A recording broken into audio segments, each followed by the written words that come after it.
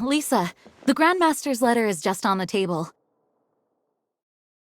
Traveler, Paimon, it's been a long time. Apologies, I didn't get the chance to talk with you during the meeting just now. If you don't have any plans in the immediate future, why not stay in Mondstadt for a while? We'll be celebrating the Weinlese Fest very soon. Don't be deceived. Jean may appear very composed, but she's been missing you both terribly recently. Lisa... I'll leave you to catch up. I'm going to read my letter. Yeah, Mondstadt's where our journey began after all. We have a lot of fond memories here.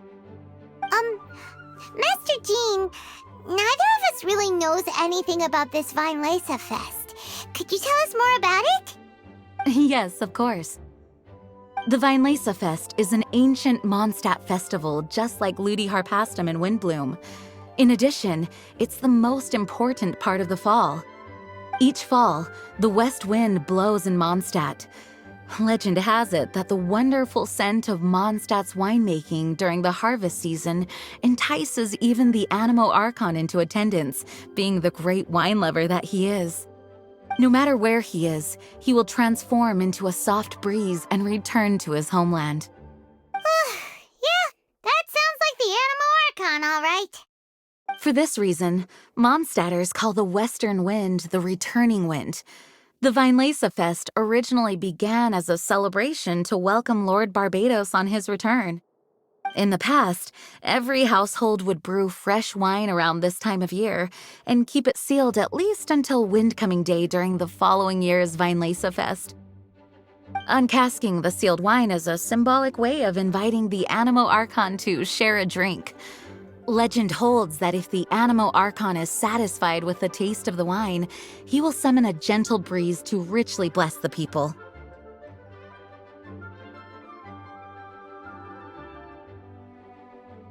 Knowing him, it was probably blessing them with more good wine the next year.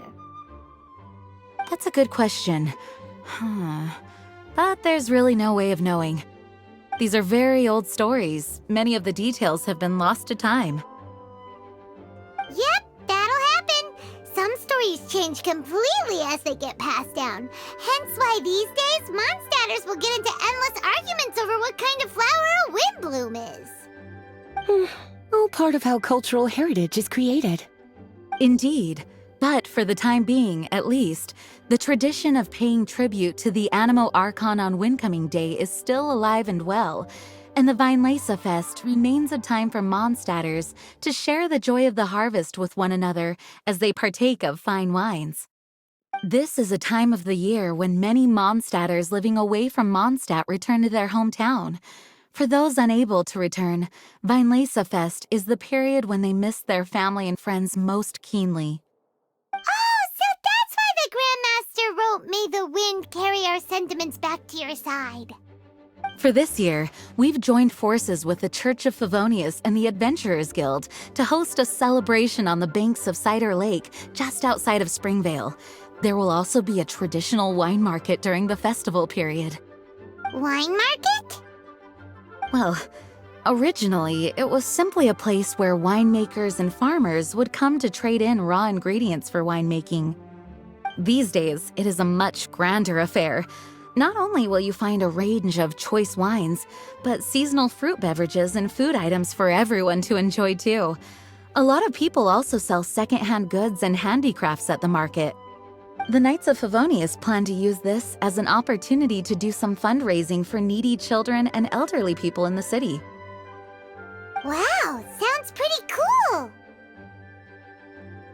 If you have the time, I encourage you to take a look around.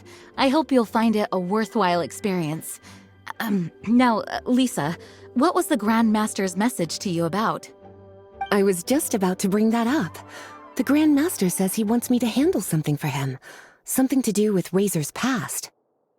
Razor told us that he was raised by a pack of wolves in Wolvendom. He never knew his parents. In his own words, the wolf pack is his lupical, which means family. Yes, that was as much as I knew as well. But in his letter, the Grand Master says that in the cabinet above the third bookshelf, to the right of the grandfather clock in Jean's office, there's a wooden box containing some items that Razor's parents left for him. He says it's time to give the box to Razor. Does this mean the Grand Master knew Razor's parents? It would seem so.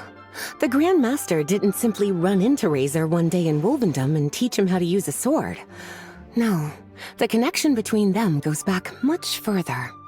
Wow! Well, come on! Let's go find Razor! He'll be pretty excited to find out something about his true parents!